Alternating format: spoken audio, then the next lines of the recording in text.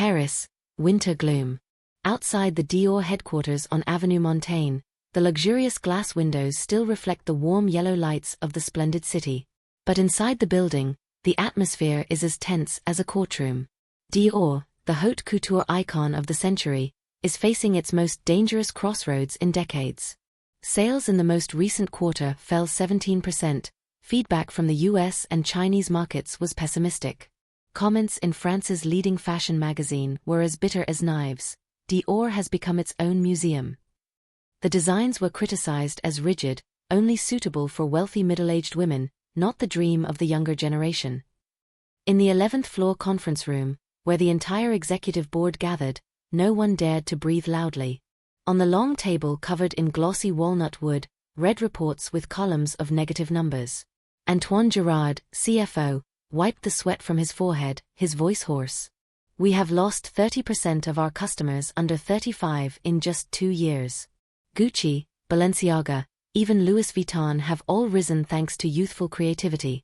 If we don't change, Dior will be buried in its past glory." All eyes turned to Marc Dubois, a man with salt and pepper hair, a dark grey suit, sitting at the head of the table.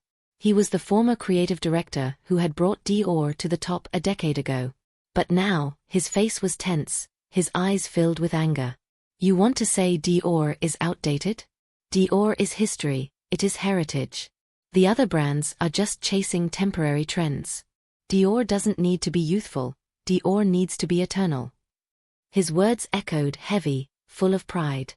A few board members nodded in agreement, but many others remained silent. The atmosphere was thick with division. And then, the president of the board, Mrs. Morel, a powerful woman in an elegant black dress, leaned slightly toward the microphone. "Marc, we respect what you have done for Dior. But now it is time for a new wind. A decision has been made." The door opened. A figure walked in. She wore an oversized ash-gray Dior blazer, a silver satin dress, and metallic high heels that clicked lightly on the wooden floor. Her ash-violet hair fell in soft waves over her shoulders, shimmering under the light. The whole room paused for a moment. Introducing Elise Laurent, the new creative director of Dior. Elise, 29, is known in the industry as a hidden star, having worked for a small fashion house in Italy but surprised international critics with her contemporary collections. She was not a safe choice. But in the crisis, Dior chose to be bold. Marc gripped the arms of his chair tightly, glaring at Elise. He felt betrayed in the very house he had built. Clara Fontaine, the head of administration, sat at the end of the table, the corners of her lips curved into a secret smile. She looked at Elise as a new prey, young but interesting to test. Elise spoke, her voice clear and decisive. "I know some people think I'm not old enough to sit here. Maybe that's true.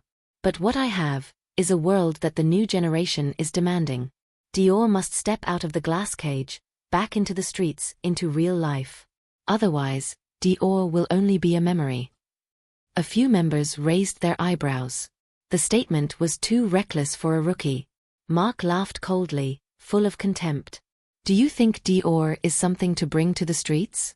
Dior is not a game for those who want to express themselves." The atmosphere in the room seemed about to explode.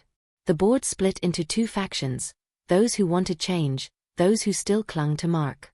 But the decision had been made. Elise would have 3 months to prove her worth with a new collection. If successful, Dior could be revived. If she failed, she would be crushed mercilessly. When the meeting ended, Elise stood alone in the empty room.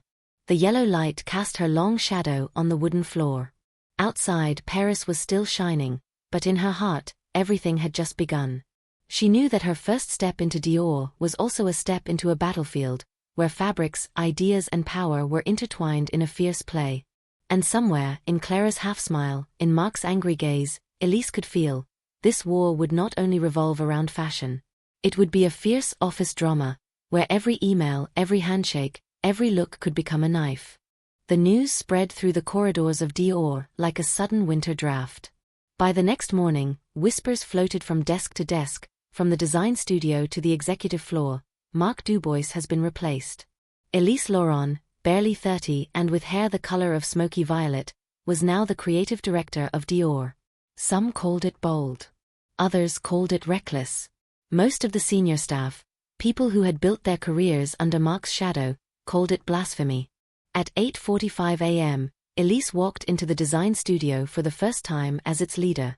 The space, lined with mannequins and sketches pinned to whiteboards, was usually a hive of chatter and laughter.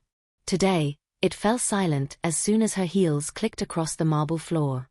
"Good morning," Elise said, her voice calm but steady. She set down her leather tote, glancing around the room. "We have work to do. Dior doesn't wait for anyone." A few junior designers offered stiff nods. But the veterans, men and women who had once been Marc's loyal disciples, kept their eyes glued to their papers. The silence was heavier than any insult. At the far corner, Julien Moreau, the youngest in the room, adjusted his round glasses and tried to catch Elise's gaze. He had admired her from afar, ever since her experimental line in Milan had gone viral among underground fashion circles. Now, seeing her in Dior's atelier, he felt a thrill. But he also felt the chill of his colleagues' resistance pressing down on him. From behind, a deliberate cough broke the silence. Marc Dubois had stepped into the studio. Though no longer the director, he had insisted on keeping his office on the same floor. He stood tall, in his grey three-piece suit, his salt and pepper hair gleaming under the fluorescent light.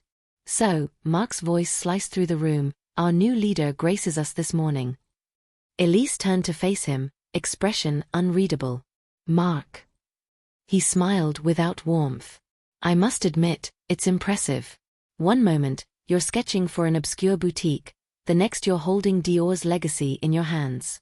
Truly a fairy tale." A few of the senior designers chuckled under their breath. Elise didn't flinch. She simply clasped her hands together. "Fairy tales are for children, Marc. Dior needs something for the future." For a second, the room froze.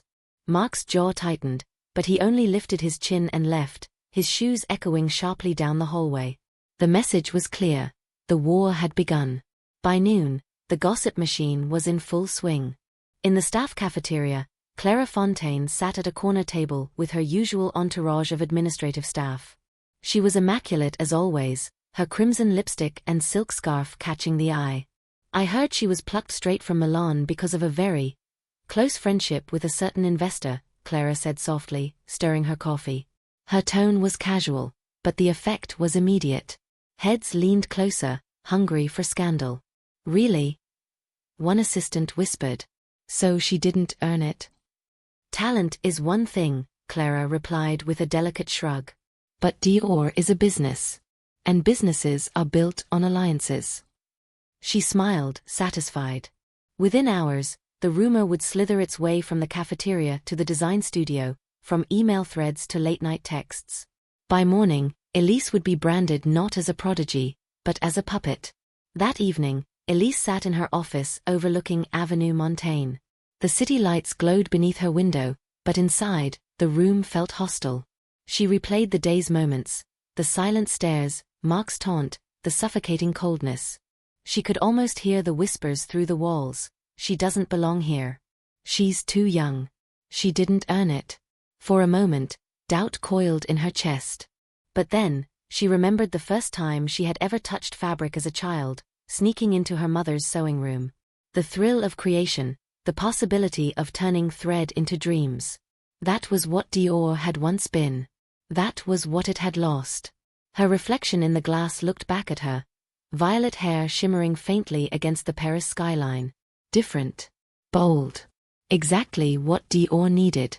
She leaned over her desk, scribbling furiously in her notebook. Rebirth. Motion. Street meets couture. Dior must breathe again. Meanwhile, Marc sat in his office, swirling a glass of Bordeaux. He stared at a framed photograph of himself beside the late Bernard Arnault, smiling at the launch of a past collection. The Dior he had built was elegant, untouchable, timeless. And now it was in the hands of a girl with purple hair. He set the glass down hard. "If they think she can erase me, they're wrong," he muttered. Already, phone calls were being made, to loyal designers, to sympathetic journalists, to board members wary of Elise's gamble. The battlefield was forming. And down the hall, Clara closed her laptop with a sly smile. Her rumor was spreading faster than wildfire. Soon, Elise would be drowning in questions she couldn't answer. The next morning, Elise returned to the studio. As she walked in, she heard it, snatches of conversation that stopped abruptly when she entered. She knew the whispers were about her. Still, she smiled, her violet hair catching the light. "All right," she said. "We're going to design something that shocks the world. Dior doesn't have time for ghosts." Julian, emboldened, raised his hand. "What do you want from us, Elise?" She met his gaze. "Courage. The courage to create, even if it means everyone else calls you mad." The room was silent. But somewhere deep in the tension, a spark had been lit. Outside, Paris moved on as if nothing had changed. But within Dior's walls, the fault lines had begun to crack. Elise knew it. She had stepped into a house of daggers. And the first cuts were already being made. By the end of Elise's first week, Dior no longer felt like a fashion house. It felt like a chessboard, every glance a move, every word a calculated strike. And Clara Fontaine, the woman who commanded the administrative arteries of the company, was quickly proving herself the quiet queen on that board. The rumor she had seeded in the cafeteria, Elise being the protégée, or worse, the mistress of a powerful investor, had sprouted overnight. It slipped into inboxes as anonymous tips, echoed through side conversations at printers, and reappeared in text messages traded over late dinners. Elise's appointment, according to this whispered narrative, was not a triumph of talent but of scandal. On Monday morning, the first crack appeared. In the design studio, Elise gathered the team around a mood board covered in swatches, photographs, and sketches. "I want movement," she said, her violet hair shimmering under the soft lights. "Something alive. Dior cannot be a mausoleum. It must breathe." Julian leaned forward eagerly, sketchbook open. But across the table, senior designer Amélie crossed her arms. "Movement is one thing, Elise," she said carefully, "but Dior has always been about structure. Elegance. If we abandon that, what's left?" Others nodded. Elise felt the air shift, support was waning. She caught Julian's worried glance, but before she could answer, Amélie added with a smirk. "Of course, maybe it doesn't matter. Some of us work decades to earn trust here. Others find faster ways." A low chuckle rippled around the table. Elise froze, her jaw tightening. She knew what that meant. The rumor had arrived. At lunch, the whispers grew louder. In the executive dining room, Clara sipped her mineral water and listened to the chatter she had orchestrated. "I heard she was flown in on the private jet of Henri Devereux himself," one executive whispered. "Henri? The luxury investor? My God." "They say she spent more time at his villa than in Milan." Clara didn't need to speak. She only tilted her head slightly, as though reluctantly confirming what she could not possibly say aloud. The effect was devastating. By the time Elise returned to her office, even the assistants who once greeted her with smiles now avoided her eyes. That evening, Elise sat alone under the glow of her desk lamp. The city outside was alive with lights and laughter, but her office felt like a cage. She had expected resistance to her ideas. Mark's shadow was long after all, but she had not expected this, character assassination. Her phone buzzed. A message from Sophie, her assistant. "Be careful. They're saying things that aren't true. It's everywhere." Elise exhaled sharply. She refused to let this rumor define her. She picked up her pen and scrawled across her notebook, "Truth will be the work. Let the collection speak louder than their whispers." But resolve was easier on paper than in practice. The next morning, Mark struck his first visible blow. He strolled into the atelier, uninvited, holding a stack of his old designs. "Ladies and gentlemen," he said warmly, "I know times are uncertain. But remember, Dior's essence has always been refinement. Let me show you again what that looks like." The staff gathered around him as though pulled by gravity. Elise stood at the doorway, watching as Mark unfolded his sketches. Impeccable silhouettes, timeless gowns. Applause broke out. For a moment, it was as if he had never left. Julian noticed Elise's clenched fists. He rushed to her side. "Don't let it get to you," he whispered. They're scared of change. But I believe in you. Elise forced a smile. But the reality was stark. Her authority was already being undermined. And Marc, with a single performance, had reminded everyone of the world they'd lost, and perhaps still longed for. Later that day, Clara made her move more directly. She appeared at Elise's office door, her tailored red suit glowing like a warning. "Elise," she purred, stepping inside. "I just thought you should know. The board is starting to ask questions. About your background. About connections." Elise met her eyes, refusing to blink. "Are they asking, Clara? Or are you telling them to?" Clara only smiled. "You're bold. I'll give you that. But boldness isn't always survival." She leaned closer, her perfume sharp and deliberate. "This house is older than you, older than your ambition. Careful you don't get swallowed by it." Then she left, leaving Elise with the faintest trace of fear coiling in her stomach. By Friday, the atmosphere was toxic.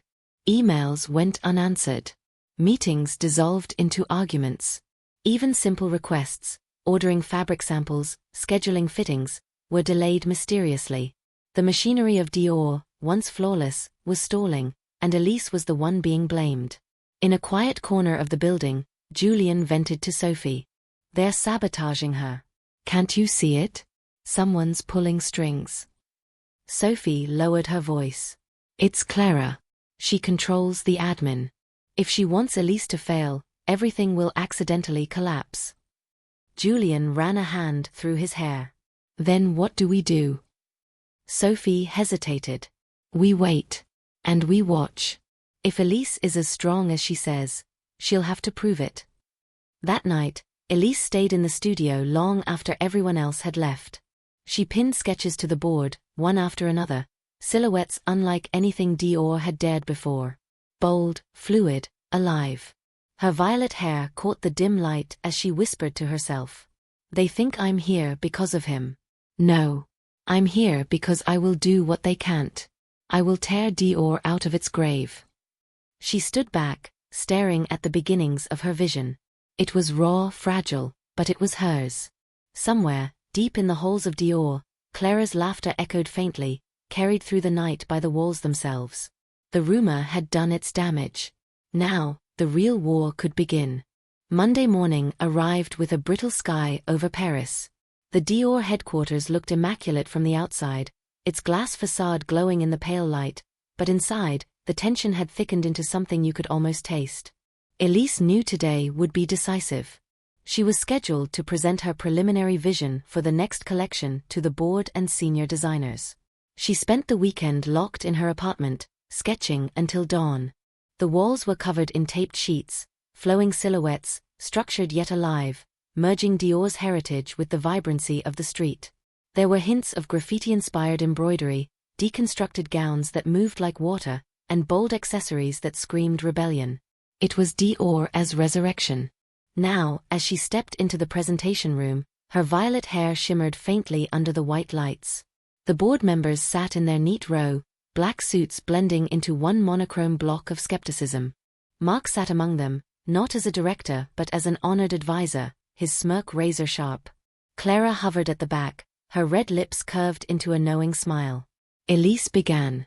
"I believe Dior has lost its pulse," she said, her voice even. "We have become predictable. The future demands surprise, vitality. This collection will be called Rebirth." She clicked through the slides. Models with sharp cheekbones wore gowns slit with unexpected cuts. Jackets fell off the shoulder, paired with sneakers. Evening dresses were layered with streetwear elements, hoodies in silk, bomber jackets lined with lace. The younger designers in the room leaned forward, eyes widening. Even Julian looked as though he might burst from excitement. But the older ones, they stiffened. And when Marc cleared his throat, the room seemed to pivot toward him. "Fascinating," he said slowly, adjusting his glasses. "A rebellion dressed as couture. Tell me, Elise, do you think Dior is a nightclub brand? A street vendor? Our clients are women of refinement. Do you imagine them wearing hoodies?" Snickers erupted from two senior designers. Elise did not flinch. Refinement is not about the garment, she replied. It's about the confidence it gives. Dior must reflect the world as it is, not as we wish it to be. Mark leaned back, crossing his arms. Or perhaps you wish to drag Dior down into chaos. Some of us spent decades preserving its elegance. But then, some of us didn't earn our place here, did we? The words were a blade. Elise caught the sideways glances, the subtle nods. The rumor Clara had planted had taken root. Still, Elise stood tall. Judge me by the work, Mark. Not by gossip. For a moment, silence hung heavy. Then Chairwoman Morel spoke. Elise, you will have 3 months. Deliver a collection that revives Dior's sales, or this experiment ends. The meeting dissolved into murmurs. Elise gathered her sketches, her hand trembling only slightly. She knew she had sparked both intrigue and hostility. The battle line had been drawn. 2 days later, the sabotage began. Elise arrived at the studio to find chaos. Bolts of fabric had been delivered, wrong shades, wrong textures. She ran her hand over a supposed silk swatch, only to feel cheap polyester. The atelier director stammered apologies. We confirmed the order, Elise.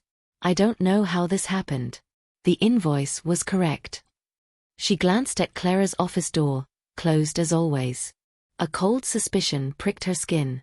By noon, another blow landed. Her digital sketches, files she had saved meticulously, were missing from the server. The shared drive showed only corrupted thumbnails. Weeks of ideas gone. Julian rushed in, panic on his face. I swear, I saw the files yesterday. They were there. Someone deleted them. Elise clenched her fists. Not someone. They. He looked at her, wide-eyed. Mark. She shook her head. Mark doesn't dirty his hands. But he has allies. And Clara. She controls the systems. Nothing moves in this building without her fingerprints. Julian swallowed hard. Then what do we do? Elise stared at the empty screen.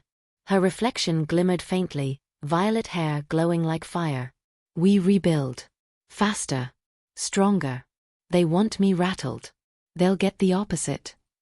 That evening, Clara passed Mark in the corridor. Her heels clicked softly on the marble floor. How unfortunate, she said, her tone light. The new director seems to be having difficulties. Wrong fabrics. Missing files. Such a shame. Mark smiled faintly. Accidents happen.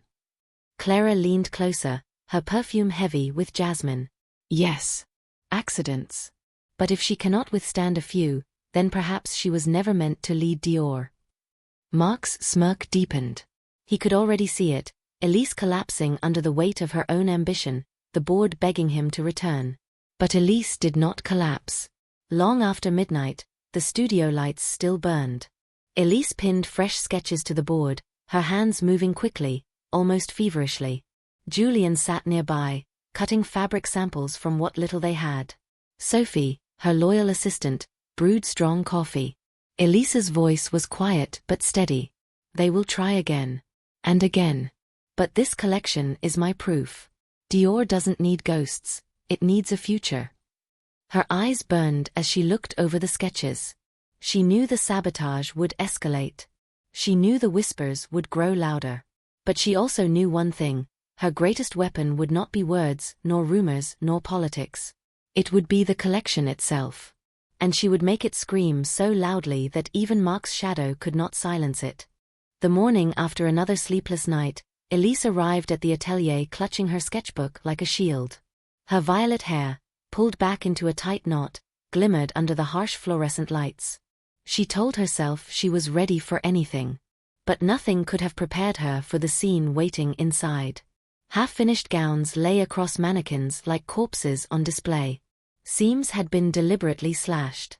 Embroidery threads dangled loose, cut with surgical precision. A jacket sleeve had been burned at the edge, leaving a jagged black scar across the fabric. Julian stood frozen in the middle of the room, holding a ruined bodice. His face was pale. Elise. Someone broke in last night. Everything's been vandalized. Elise walked slowly through the wreckage, her heels echoing like a metronome of dread. She ran her hands over the cuts, the burns, the deliberate destruction. This was not an accident. It was war. Who had access? She asked quietly. Julian swallowed. Only a few. The night guard, admin staff with clearance, and, he hesitated, the senior designers. Elise looked up sharply. Our own team. He nodded reluctantly. If they're loyal to Mark or pressured by Clara. Maybe. Her stomach turned. She had expected whispers, rumors, even bureaucratic sabotage. But this was an attack on the art itself. By noon, word of the vandalism had spread. Designers gathered in hushed clusters, pretending to work but sneaking glances at Elise's office. Clara walked through the room like a queen surveying her kingdom, her heels tapping in deliberate rhythm. Such a shame, she murmured to one of the assistants, her voice just loud enough to carry. But then, accidents happen when there's chaos at the top. Perhaps Dior isn't meant for improvisation. The assistant nodded quickly, fearful. The poison was spreading. When Elise stepped out to address the team, the silence was suffocating. Someone here, she said firmly, has chosen destruction over creation. I won't tolerate it. If you cannot commit to this vision, you should leave now. No one moved. Faces remained blank. But Elise could feel the fracture lines running through them, invisible but deadly. That evening, Mark appeared in her office uninvited. He leaned against the doorframe, arms crossed, his smirk more pronounced than ever. I heard about the mishap, he said, his voice dripping with false sympathy. It's tragic, really. But perhaps not surprising. When you play at couture, Elise, people bleed. Elise looked up from her desk, her eyes cold. This house doesn't belong to you anymore, Mark. Stop haunting it. Mark chuckled. Haunting? My dear, Dior is me. Without me, you have nothing but sketches and dreams. And dreams burn easily. He tapped the doorframe with 2 fingers, then walked away, his laughter echoing down the hall. Later that night, Elise gathered Julian and Sophie in the studio. The 3 of them worked in near silence, repairing what they could. Sophie stitched with steady hands, while Julian cut new patterns from salvaged fabric. Elise, her eyes rimmed with exhaustion, redrew her designs from memory. They want me to crumble, Elise whispered, almost to herself. They want me afraid. But if I let them, they win. Julian set down his scissors. Then we fight back. Not with politics. With the collection. If your work is undeniable, no rumor can kill it. Elise looked at him, gratitude flickering across her face. She knew he was right. But she also knew the enemy was inside the walls. Somewhere among the faces she saw every day, people she gave direction to, people she trusted, someone had cut those threads. And that was more dangerous than Mark's taunts or Clara's whispers. The next morning, Elise called a mandatory meeting. The entire atelier assembled, filling the room with tense energy. Elise stood before them, hair loose around her shoulders like a violet flame, her voice sharp and clear. Dior is bleeding, she began. But it will not die under my watch. If you believe in tradition, fine. If you believe in Mark, fine. But if you sabotage this house again, you will destroy not just me, but Dior itself. And Dior is bigger than all of us. She scanned their faces. Some looked away. Others stiffened. A few, Julian among them, met her gaze with something close to loyalty. For a moment, the silence was thick with unspoken truths. Then, slowly, the meeting dissolved. But Elise knew nothing had been solved. The saboteur was still among them. And Clara, watching from the back with folded arms, smiled faintly as though Elise had just played directly into her hands. That night, Elise returned home to her apartment overlooking the Seine. She dropped her bag, removed her heels, and sat in the dark. The city lights reflected across the river, flickering like fire. She replayed the day in her mind, the destroyed gowns, Mark's gloating, the silent stares of her team. She had wanted Dior to be a canvas for rebirth. Instead, it was becoming a battlefield, one where every stitch was a weapon and every whisper a trap. Her phone buzzed. A message from an unknown number. You don't belong here. Leave before it gets worse. She stared at the screen, her heart pounding. The war was no longer just whispers. It had become personal. Elise closed her eyes, her violet hair falling across her face. She was terrified. But beneath the fear burned a sharper flame, rage. If they wanted her gone, they would have to tear Dior apart to do it. The boardroom at Dior had always felt imposing. Tall glass walls, long walnut table, the air scented faintly with polished leather and old power. But today, for Elise, it felt like a courtroom. She sat at the far end, her sketch portfolio at her side, her violet hair gleaming under the cold white lights. Across from her, the board members were lined up like judges. Chairwoman Morel tapped her manicured nails against the table, her expression unreadable. Marc Dubois sat in one of the guest chairs, legs crossed, his smile sharp and mocking. Clara lingered near the back, arms folded, a picture of quiet authority. Miss Laurent, Morel began, her voice measured, "We've received troubling reports." Elise straightened in her chair. Reports. Antoine Girard, the CFO, cleared his throat. He pushed a stack of documents forward. Budget inconsistencies. Fabric deliveries misordered. Sketch files missing from the server. Production delays. Our last 3 weeks have been chaos. Elise's eyes flashed. Those inconsistencies are not mine.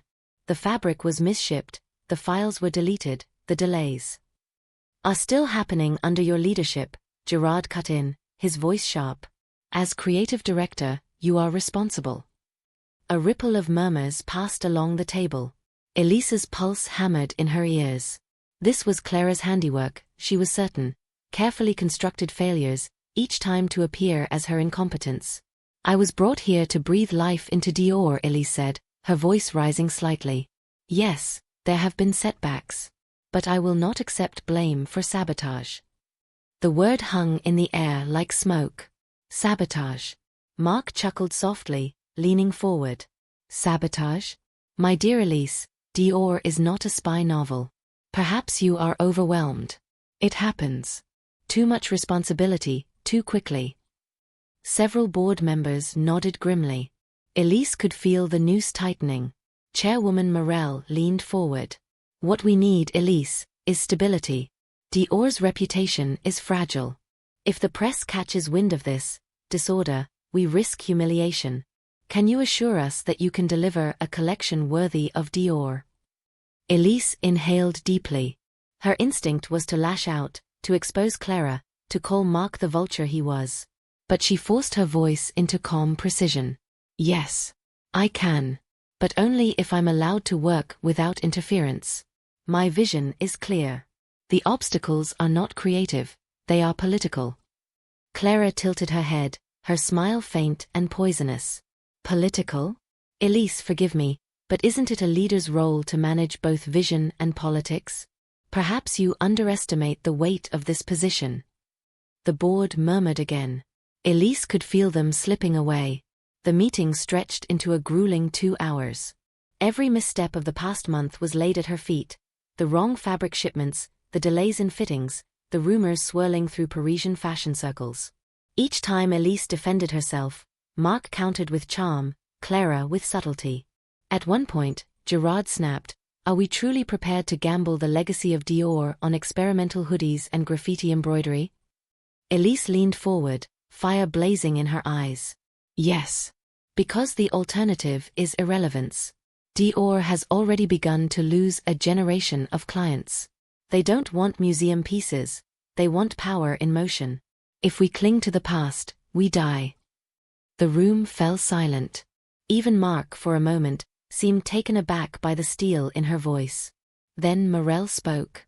You will have until the gala presentation. 3 months. Deliver something that silences critics and revives sales, or we will reconsider your appointment. The gavel had fallen. Elise had been given a deadline, and a death sentence, depending on perspective. After the meeting, Elise lingered in the corridor, her reflection caught in the glass wall. She felt both drained and defiant. Julien appeared at her side, holding a stack of fabrics. How bad was it? He asked cautiously. They want my head, Elise said flatly. but they're giving me 3 months to prove them wrong. Julian's eyes shone. Then we'll do it. We'll show them. Before Elise could answer, Clara appeared, her heels striking the marble like a metronome. She paused just long enough to let her perfume drift between them. 3 months, she murmured, her smile slicing like a blade. Time moves quickly here. I hope you don't waste it. Then she walked away, leaving Elise staring after her. That night, back in her apartment, Elise spread her sketches across the floor. Her notebook lay open, words scribbled furiously: rebirth, motion, fire from ashes. She knew now that she was not just designing a collection. She was designing her survival. But somewhere deep in her mind, a question gnawed. With saboteurs inside Dior, how could she create anything at all? As she leaned back, exhaustion pressing into her bones, she whispered to herself, "They want me to fail. Then let's give them something they've never seen before." At that same moment, in a private lounge across town, Mark sipped his wine and smiled. Beside him, Clara leafed through her phone, scanning yet another rumor ready to be planted in the press. "She won't last," Mark said confidently. Clara smirked. "Let her fight. The higher she climbs, the harder she'll fall." The clink of their glasses echoed like a warning bell across Paris. The storm began with an email. It appeared in the inboxes of Dior's senior staff early Monday morning, marked confidential. Attached was a spreadsheet showing unauthorized expenses from the creative department: dinners at Michelin-starred restaurants, luxury hotels in Milan, an invoice for a limousine service in New York. The subject line read, "Misuse of funds, immediate attention required." By 9 a.m., the corridors buzzed with speculation. Designers whispered over coffee machines, assistants exchanged wide-eyed glances. Elise Laurent, the wunderkind with violet hair, had apparently been using Dior's budget like her personal credit card. In her office, Elise sat frozen, staring at the forwarded email Sophie had just shown her. The numbers glared back at her. Numbers she had never authorized, invoices she had never seen. "This is fabricated," Elise said sharply. "None of this is mine." Sophie's brow furrowed. "I believe you. But look," she pointed to the digital signatures. Elise's name was scrawled neatly across the documents. Julian burst in, out of breath. "They're all talking about it. Half the studio thinks you're finished." Elise slammed the laptop shut, her pulse racing. She knew exactly who was behind this. Clara Fontaine controlled the administrative flow. If Clara wanted Elise framed, she had the access to make it happen. The board reacted swiftly. By noon, Elise was summoned to an emergency meeting. She entered the boardroom to find Chairwoman Morel grim-faced, Gerard the CFO glaring, and Mark leaning back in his chair like a cat who had just cornered a mouse. Clara, of course, sat at the side, lips pursed in mock concern. "Elise," Morel began, "serious allegations have surfaced regarding your management of funds." "They are lies," Elise said firmly. "The documents are forged." Gerard snorted. "Convenient. But the records are filed through official systems. Unless you're suggesting someone on your own staff is committing fraud." Elise's gaze flicked briefly toward Clara. "I am suggesting exactly that. Someone is orchestrating sabotage. You've seen the vandalized gowns, the corrupted files. This is no different." Mark chuckled softly. "Sabotage, sabotage. Always an excuse. Perhaps, Elise, the truth is simpler: you've bitten off more than you can chew." Elise's nails dug into her palm beneath the table. "I will prove it. Give me access to the raw system logs. I will find the source." But Clara leaned forward, her voice smooth as silk. "With respect, Elise, should you really be investigating yourself? Perhaps an independent audit is safer. For the integrity of the house." The board murmured in agreement. Elise felt the walls closing in. Finally, Morel raised a hand. "Until the audit is complete, your budgetary authority is suspended. Focus on your designs. Leave the finances to others." It was a knife dressed as compromise. Elise nodded tightly, knowing she had just lost one of her strongest weapons: control over resources. The fallout was immediate. Without budgetary approval, Elise found herself begging for even the smallest orders. Fabric requests were delayed for days, sometimes weeks. Fittings were cancelled without explanation. Every time she turned, Clara's signature was on the paperwork, blocking her path with bureaucratic precision. At lunch, Elise overheard the whispers. "She's reckless. I heard she spent 30 grand on champagne. No wonder Mark is furious. He built Dior, and she's tearing it down." She wanted to scream, but instead, she walked past them, her heels clicking like gunfire. She refused to give Clara the satisfaction of seeing her break. That evening, Julian found her in the studio, staring at the half-finished dresses draped across mannequins. Her violet hair had come loose, falling across her tired face. "Why don't you just tell them it's Clara?" he asked quietly. "Without proof, it's just another rumor," Elise replied. "And she's better at rumors than I am." Julian hesitated. "Then maybe I can help. I have a friend in IT. If someone forged the signatures, there'll be traces in the system logs. Hidden metadata. I can ask him to look." For the first time all day, Elise felt a flicker of hope. "Do it.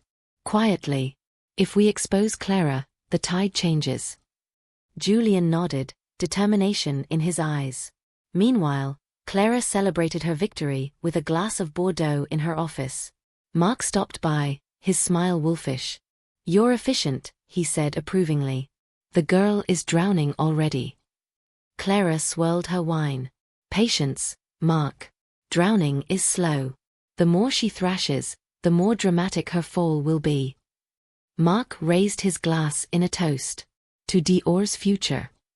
But Clara's smile was cold. In her mind, Dior's future belonged to no one but herself. By midnight, Elise sat alone in the silent atelier. She ran her hands over the fabric scraps, the ruined gowns, the fragile beginnings of her vision. The smear campaign had cut deeper than any scissors. It wasn't just her reputation at stake now, it was her credibility as an artist, her right to even stand in Dior's halls. Her phone buzzed. A message from Julian. "He's in. If Clara touched the files, we'll find her fingerprints." Elise exhaled slowly. For the first time in days, she felt steel return to her spine. They wanted her weak, humiliated, begging. Instead, she would fight. She whispered into the empty room, her voice a vow. "They think I'm finished. But I'm only just beginning." The summons came on a Thursday morning. A company-wide meeting had been scheduled in the grand presentation hall of Dior, an unusual move that immediately stirred unease. By 10 a.m., every employee, from junior interns to senior designers, was seated beneath the vaulted ceiling, murmurs rippling through the crowd. At the front, a sleek black podium waited. Elise entered last, her violet hair catching the stage lights as though ablaze. She carried herself with deliberate calm, though inside her chest thudded with anticipation. She already knew who had engineered this spectacle. And then Mark appeared. He strode onto the stage with the confidence of a man returning to his throne. Dressed in a charcoal suit and silk tie, his silver hair gleamed. He gave a brief nod to the crowd, as though greeting loyal subjects. The chairwoman rose first. "This meeting is to address growing concerns over the direction of Dior," she said. "There have been disruptions, rumors, and divisions. Today, we will have clarity." Her gaze swept across Elise and Mark, acknowledging them both. Then she sat, leaving the stage to them. Mark was the first to speak. "My dear colleagues," he began smoothly, "I have watched this house evolve for decades. I have dedicated my life to preserving its elegance. But in recent weeks, I've seen chaos. Budgets mismanaged. Designs that confuse rebellion with refinement. Dior is not a street brand. Dior is heritage, discipline, and beauty." Applause broke out among the senior staff. Elise watched as Amélie and the other veterans clapped enthusiastically. Mark's smirk widened. "Of course," he continued, turning toward Elise, "experimentation has its place. But Dior is not a laboratory for youthful ambition. It is a cathedral. And cathedrals are not built by tearing down their foundations." The words sliced through the hall. Whispers erupted. Elise felt the heat rise in her chest. Slowly, she stepped forward. Cathedrals, she said, her voice carrying. Yes, Mark, but cathedrals also decay. They crumble when left untouched, when frozen in time. Dior is not stone, it is fabric, it is motion, it is life. And life does not survive in a museum. The room stilled. Elise lifted one of her sketches, projecting it onto the massive screen behind her, a flowing gown layered with unexpected streetwear elements. This is not chaos. This is evolution. This is Dior speaking to a generation we've already begun to lose. If we refuse to change, we will not be worshipped, we will be forgotten. Gasps rippled through the crowd. Younger designers leaned forward, eyes shining, but many of the older ones shook their heads. Mark stepped closer, his voice now sharp. Spoken like someone who doesn't understand Dior's soul. Do you truly think graffiti and sneakers belong beside the new look? That rebellion is refinement. Elise met his gaze, unflinching. I think fear is death. And Dior deserves to live. Clara rose suddenly from her seat at the side, her crimson suit glowing against the monochrome crowd. If I may, she said sweetly, this is not only about philosophy. It is about results. Since Elise's appointment, we've seen delays, vandalism, and financial irregularities. The board has tolerated this chaos because of promises. But promises do not pay salaries. Her words ignited the room. Whispers turned into voices, voices into a storm. Employees looked between Mark and Elise, between the safety of the past and the risk of the future. Mark seized the moment. Exactly. We cannot gamble Dior on a vision that alienates our core clients. My designs have stood the test of time. Hers have not even survived a fitting. Laughter rang out from his supporters. Elise's fists tightened at her sides. Then Julian stood. Enough. His voice cracked through the noise. All eyes turned to the young designer, standing nervously yet defiantly. You say Elise hasn't survived a fitting? That's because her work has been sabotaged. Files deleted. Fabrics swapped. Gowns destroyed. We all know it. And we all know who benefits from that chaos. The room gasped. Clara's eyes narrowed, but she remained silent. Mark scoffed, but unease flickered across his face. Elise stepped forward, seizing the opening. Julian is right. This is not failure, it is sabotage. Someone wants me gone because they fear change. But Dior cannot be held hostage by fear. Not by Mark, not by whispers, not by shadows. The hall erupted, some cheering, some jeering, the air electric with division. For the first time, Elise's words had cut through the noise. Chairwoman Morel slammed her hand on the table. Enough.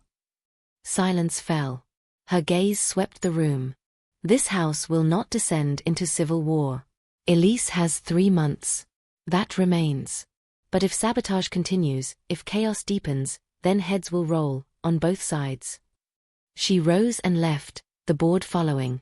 The hall emptied in uneasy silence. When the room was nearly empty, Mark approached Elise, his smile venomous. You think you've won something today?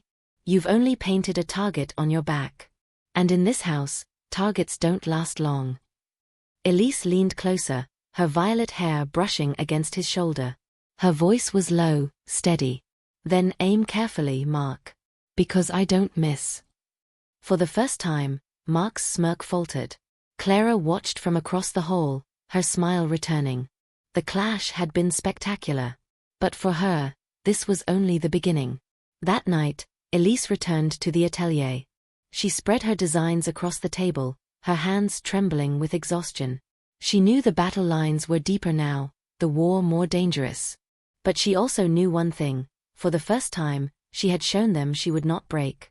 The house of Dior was no longer merely divided. It was a battlefield, and Elise was ready to fight in the open. The atelier buzzed with restless energy.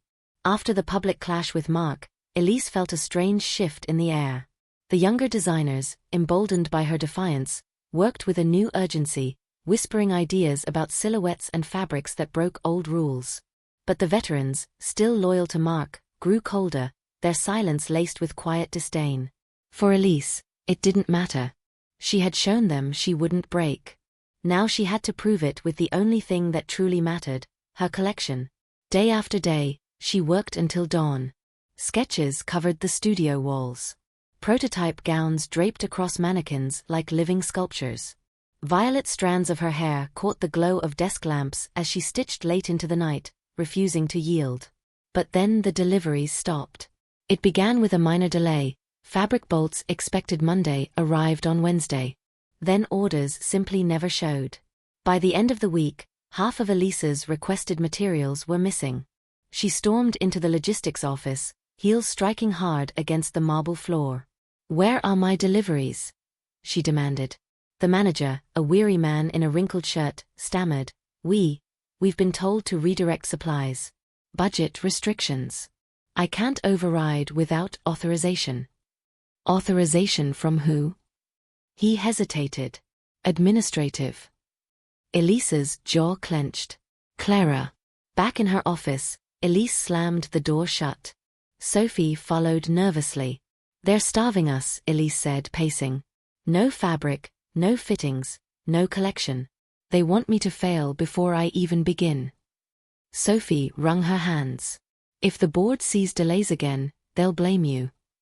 "They already do." Elise's voice cracked. She pressed her palms against the desk, trying to steady herself. "We have two choices, beg for scraps or find another way." Julian entered then, carrying a bundle of half-finished pieces. His face was pale, but his eyes burned. "There is another way. My uncle owns a small workshop in Florence. They don't have Dior's scale, but their craftsmanship is extraordinary. If we can get them to supply us, even quietly, we can keep going." Elise looked up, surprised. "Florence?" Julian nodded. "It's risky. The board won't approve, and Clara will fight it. But if we don't act now, the collection dies here." For a moment, silence hung in the room. Then Elise's lips curved into a dangerous smile. "Then we go to Florence." The next day, Clara watched from her glass office as Elise, Sophie, and Julian carried garment bags down the corridor. Her crimson lips curved into satisfaction. "Running out of fabric already," she murmured. She dialed a number on her phone. "Yes. Cancel any pending deliveries for the creative department. No exceptions. If she wants material, she'll have to crawl for it." Her reflection in the glass shimmered, predatory. Elise thought she could play bold. But Clara had been playing longer, and she knew how to cut deeper than scissors ever could. By Friday, Elise boarded a train to Florence under the guise of a research trip. She sat by the window, her sketchbook open, the rhythmic sway of the train matching the pounding of her pulse. Sophie and Julian sat across from her, whispering excitedly about fabrics, embroideries, possibilities.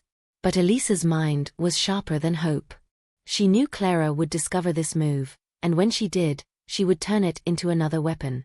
Elise could already hear the accusations: unauthorized contracts, reckless spending, insubordination. Still, she stared at her sketches, at the vision taking shape before her. "If Dior won't give me the tools, I'll steal them from the fire," she thought. That night, under the dim glow of the Florence workshop, Elise ran her fingers across bolts of silk, velvet, and lace, fabrics that shimmered like secrets. The artisans, old men with calloused hands, greeted her with warmth. "This is what Dior has forgotten," Elise whispered. "Hands, not machines. Soul, not politics." Julian beamed, watching her come alive again. "We can build it here, Elise. Even if Paris tries to strangle us." Elise nodded, fire rekindled in her chest. "Then let's make something that cannot be strangled." But back in Paris, Clara was already preparing her counterstrike. At a late-night board dinner, she leaned across the table toward Gerard. "Did you know Elise has been diverting production to a workshop in Florence? Unauthorized. Off the books." Gerard's eyes widened. "Is that confirmed?" Clara's smile was razor-thin. "It will be. Soon." Mark raised his glass, amused. "And when it is, she'll be finished. Dior will crawl back to me on its knees."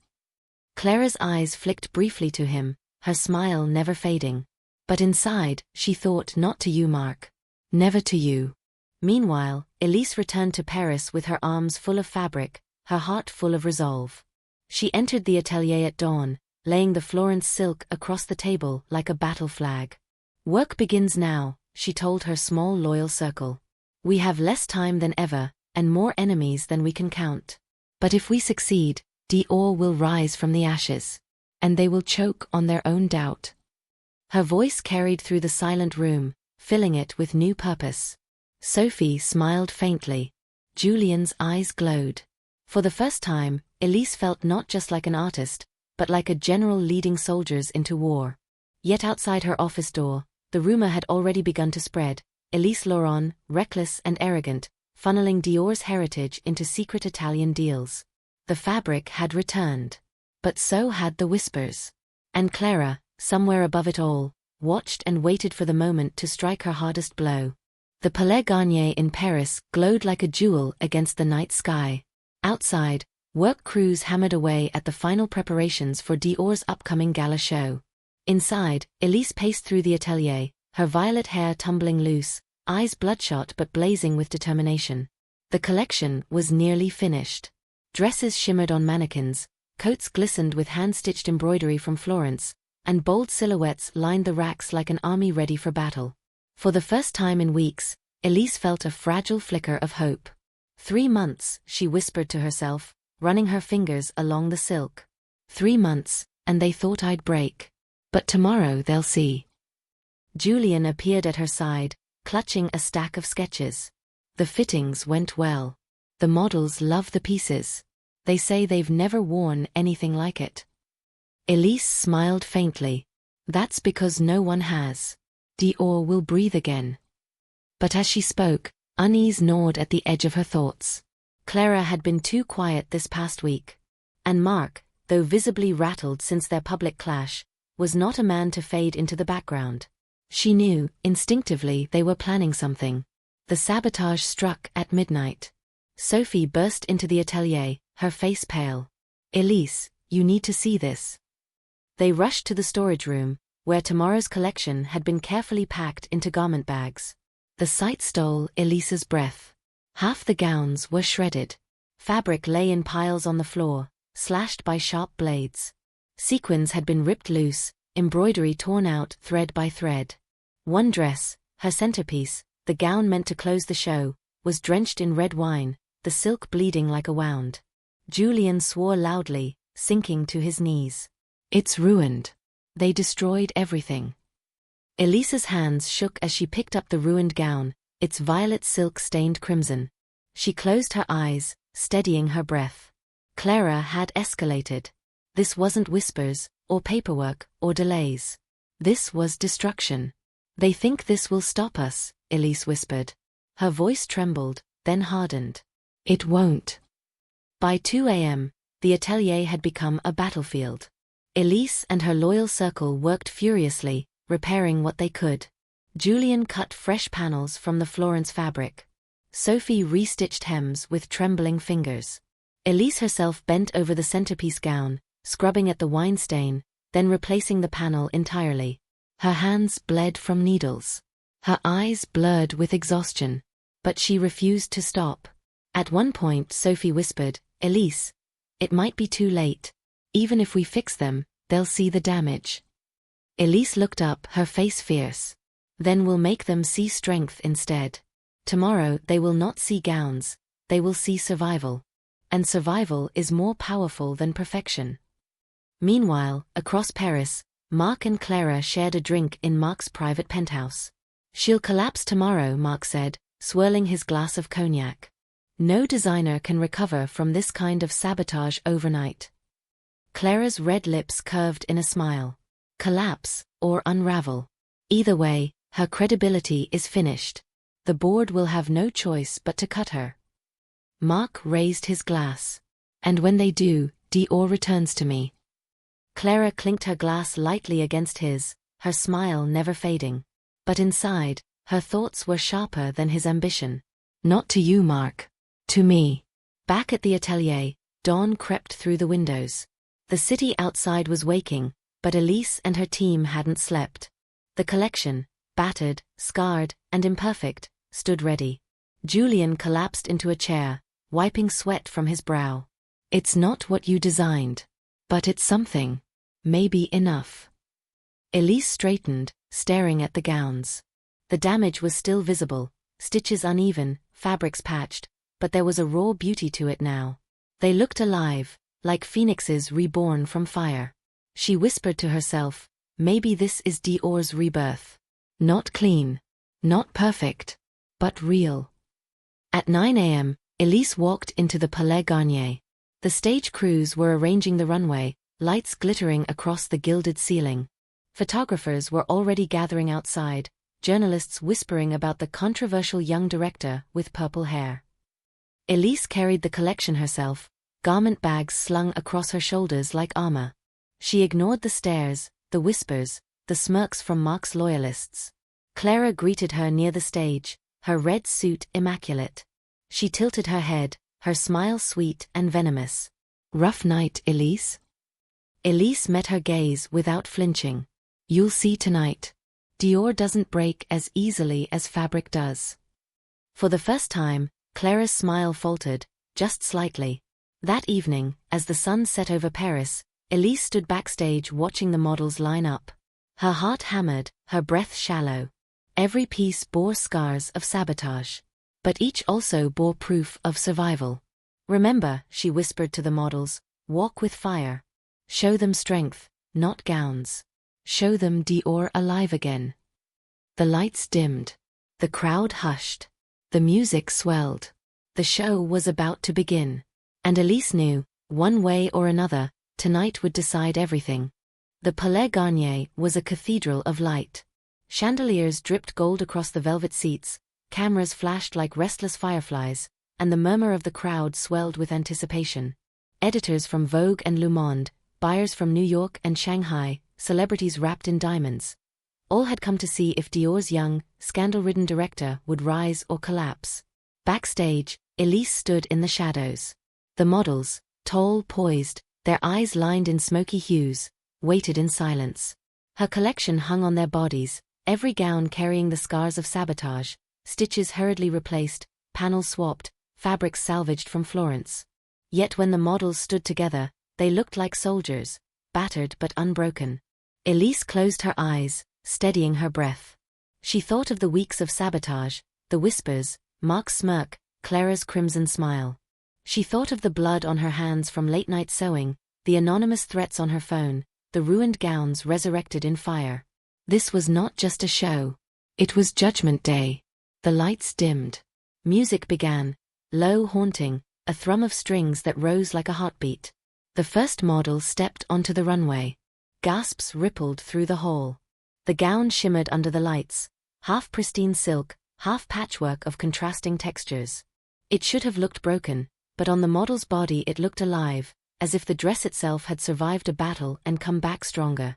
More models followed, each wearing Elise's defiance stitched into fabric, bomber jackets with lace sleeves, evening gowns sliced with streetwear cuts, sneakers paired with flowing skirts. It was chaos and elegance colliding in motion, the very essence of Elise's vision. In the audience, murmurs spread like wildfire. Some gasped in horror. Others leaned forward, riveted. "This isn't Dior," one critic whispered. "This is genius," said another. Marc sat in the front row, his face pale with fury. He had expected Elise to falter, to crumble under the sabotage. Instead, she had transformed the destruction into something new. "This is not refinement," he muttered to Clara beside him. "It's a funeral parade." Clara didn't answer. She watched the runway with narrowed eyes, calculating. Elise had survived the sabotage, yes. But survival was not the same as victory. Backstage, Elise clenched her fists as the final gown appeared. The centerpiece. It had been the most damaged piece, once slashed, once drenched in wine. But Elise had rebuilt it overnight. Now it swept onto the runway like fire and smoke, a gown of violet silk patched with sheer panels, each seam visible, each imperfection worn like a scar. The audience gasped. The gown wasn't flawless. It was raw, jagged, unapologetic. It was Elise herself. For a moment, silence filled the hall. Then came applause, tentative at first, then swelling, thunderous. Some stood, clapping wildly. Others shook their heads in disbelief. The room was divided, torn between outrage and awe. But in that division, Elise knew she had done it. Dior was alive again. Controversial, unpredictable, impossible to ignore. The show ended. The models gathered, standing like warriors in Elise's armor. Elise stepped onto the runway, her violet hair blazing under the lights. She bowed once. The applause fractured into chaos. Boos, cheers, shouts, flashes. Mark stood, his face livid. "You've humiliated Dior," he hissed, his voice carrying. Elise turned to face him, the entire hall watching. Her voice was calm, steady. "No, Mark. I've resurrected it. Dior isn't meant to be safe. It's meant to be unforgettable." The crowd roared again, torn between love and hatred. Elise's eyes locked with Clara's at the edge of the hall. Clara smiled faintly, a predator's smile, but Elise didn't look away. For the first time, Elise felt she had stared into the abyss, and not blinked. After the show, the reviews came within hours. Headlines blazed across screens. Dior's rebirth or its collapse. Elise Laurent divides Paris. Streetwear meets couture, scandal or genius? A purple flame at Dior, will it burn bright or burn out? The world was arguing. Dior was no longer irrelevant. Elise had forced it back into the conversation, dragged it from its mausoleum into the fire of now. Late that night, Elise returned to the atelier. It was quiet, the mannequins standing like ghosts. She placed her hands on the centerpiece gown, now creased and worn from the runway. She whispered into the silence, "We survived." Julian entered softly, exhaustion on his face but a grin spreading across his lips. "They'll never forget tonight. Whatever they say, you did it." Elise smiled faintly. She knew he was right. She hadn't won every heart, but she had refused to lose. And in the fashion world, sometimes survival itself was victory. But outside, the game was far from over. Mark met with a cluster of board members in a private lounge, his voice cold and furious. "This cannot stand. Dior will not be mocked like this. We'll push for her removal." Clara, sipping her wine, said nothing. She only smiled, her mind already weaving the next move. Elise had survived tonight. But Clara had no intention of letting her survive forever. In her apartment overlooking the Seine, Elise sat alone, the city lights shimmering on the water. She should have felt triumphant, but instead she felt the weight of battles yet to come. Still, she whispered to herself, "They tried to bury me. But I'm still here. And I'm not done." Her reflection in the glass looked back. Violet hair framing fierce eyes. Imperfect, scarred, but unbroken. The war for Dior was far from over. But tonight, Elise had claimed her place. The morning after the gala, Paris woke buzzing with debate. Every newspaper, every blog, every fashion column carried the same headline in some variation. Dior's rebirth or its betrayal? Some critics hailed Elise as a visionary, dragging the house into the 21st century. Others mocked her work as reckless and vulgar, an insult to Dior's heritage. But one thing was undeniable. Dior was once again the center of the fashion world. In her office, Elise sat at her desk, her violet hair tied back loosely, dark circles under her eyes. She hadn't slept since the show. Before her lay a stack of articles, half praising, half condemning. She allowed herself a tired smile. "They're talking," she whispered. "That means we're alive." The board convened later that week. Chairwoman Morel opened with her usual composure. "The show has divided critics," she said, "but it has achieved what we needed most, attention. Orders are already coming in from Tokyo, Seoul, Los Angeles. Our sales projections are rising for the first time in 2 years." Gerard, the CFO, cleared his throat. "The numbers don't lie. We're recovering." Mark, seated at the far end of the table, slammed his fist against the polished wood. Recovering at what cost? She humiliated Dior. She turned it into a circus of sneakers and patchwork rags. Morel's gaze hardened. "Mark, your opinion is noted. But facts matter more. Dior is relevant again. Whether you approve of Elise's methods or not, her work has revived interest. That is something you could not do in your final years. The words landed like a dagger. Mark's face flushed, his jaw clenched. He realized, for the first time, that his power was slipping beyond his reach. Elise said nothing. She sat calmly, her hands folded on the table, her eyes never leaving his.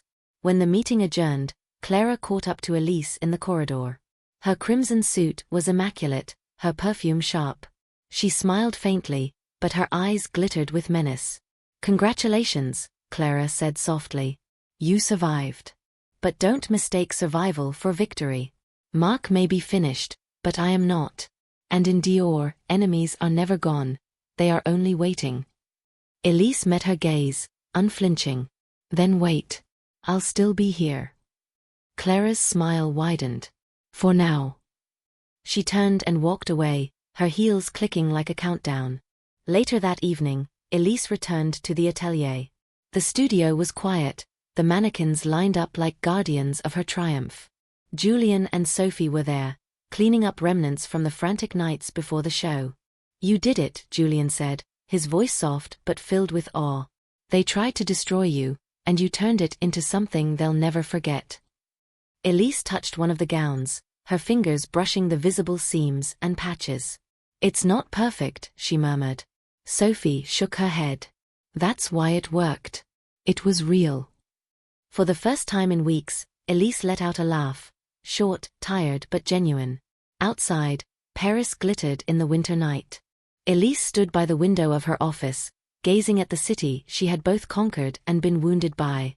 She thought of the journey, the whispers, the sabotage, Mark's fury, Clara's traps. She thought of the ruined gowns rebuilt in fire, the show that divided a city. She thought of how close she had come to collapse, and how she had clawed her way through. She whispered to herself, "I am still here." The words were not triumphant.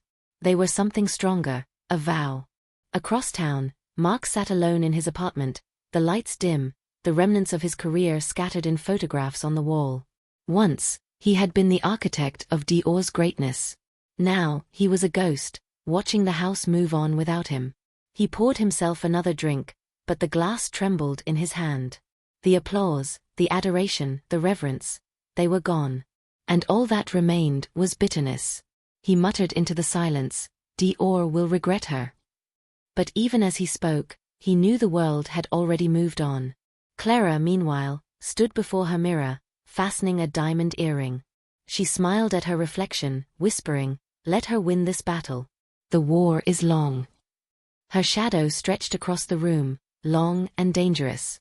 In the months that followed, Elise's collection traveled the world. The debate never ended. Some called her reckless, others revolutionary, but sales soared. Young buyers flocked to Dior stores, drawn by the audacity of the new vision.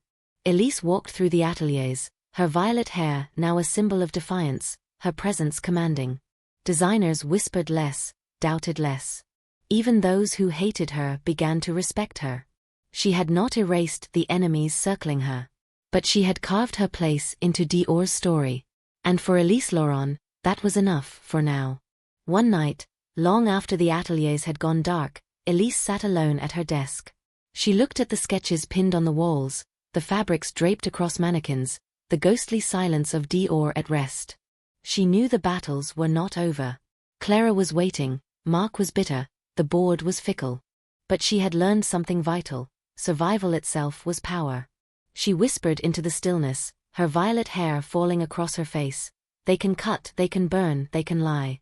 But I will not disappear." Outside, the Seine glimmered, the lights of Paris flickering like fire. Elise closed her eyes, feeling both weary and alive. Dior was no longer a mausoleum. It was a battlefield. And she, scarred but unbroken, was its commander.